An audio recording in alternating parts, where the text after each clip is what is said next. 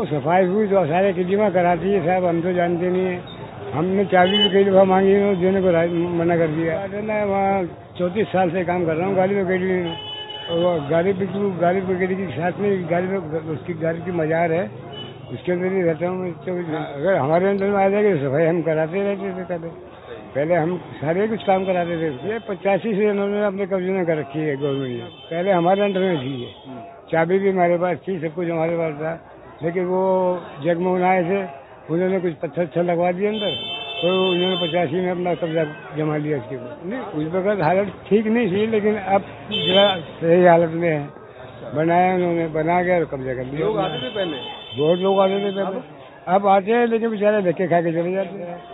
चौकीदार है, वो चौकीदार कभी कभी गेट खोलते हैं, कभी नहीं खोलते। गवर्नमेंट को चाहिए कि वो चाबी हमारे हैंड ओवर करे तो हम खोल के सफाई भी कराएंगे और लोगों को दिखाएंगे।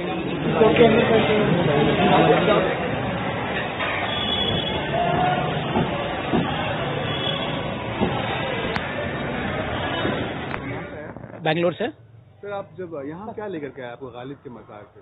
बस उनका नाम और उनकी शायरी। बस हजारों ख्वाहिश है ऐसी कि हर ख्वाहिश पे दम निकले। बहुत निकले मेरे अरमान, लेकिन फिर भी कम निकले।